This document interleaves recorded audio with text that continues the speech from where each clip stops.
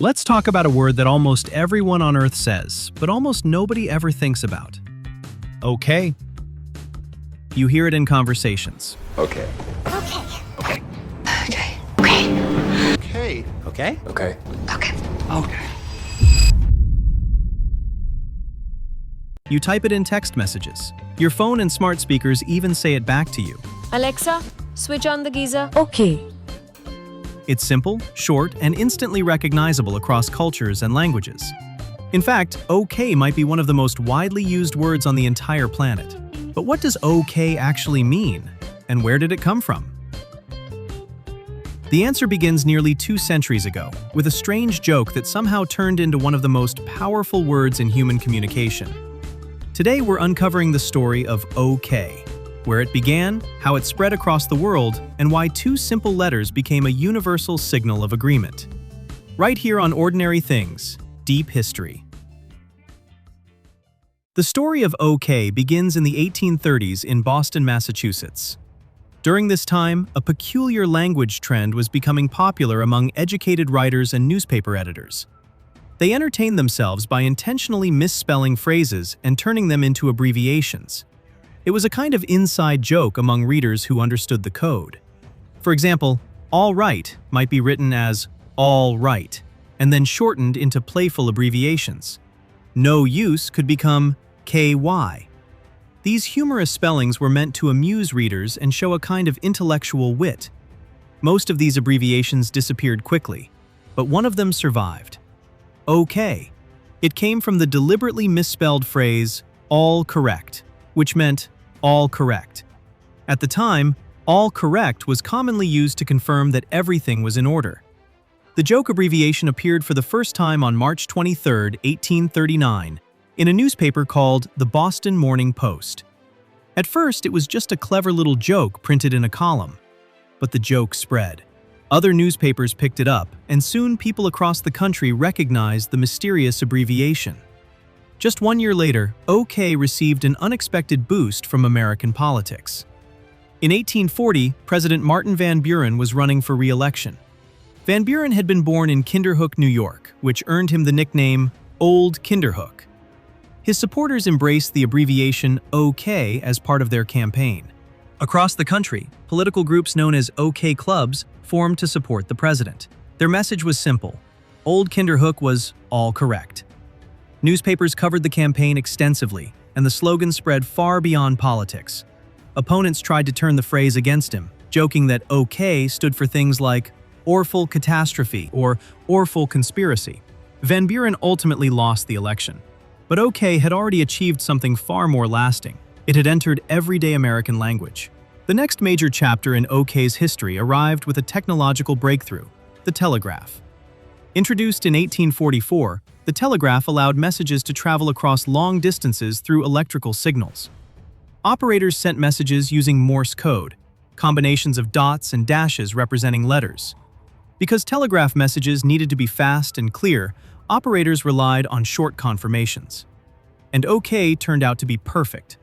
The 2 letters were quick to transmit and difficult to confuse with other signals. Soon, telegraph operators began using OK as a standard confirmation that a message had been received correctly.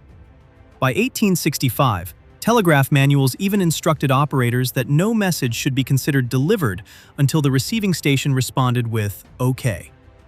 A phrase that began as a newspaper joke had become part of official communication technology. OK was no longer just slang, it was infrastructure. Another reason OK endured lies in something surprisingly simple, the letter K. In the English language, relatively few words begin with K. Because of its rarity, it naturally draws attention when people see it. By the late 19th and early 20th centuries, advertisers recognized this effect. Companies began replacing the letter C with K to make their products stand out.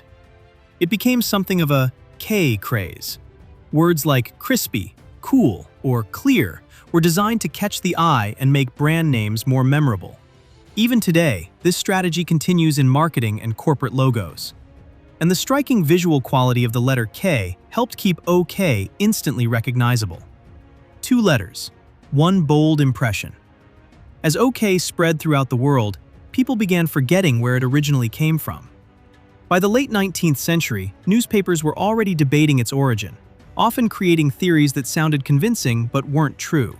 One popular myth claimed that OK came from the Choctaw word okay, meaning so it is. Others suggested it stood for phrases like order known.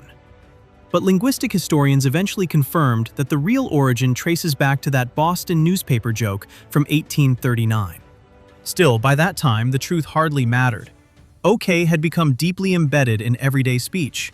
Today, OK plays a unique role in communication. Linguists often describe it as the ultimate neutral affirmation.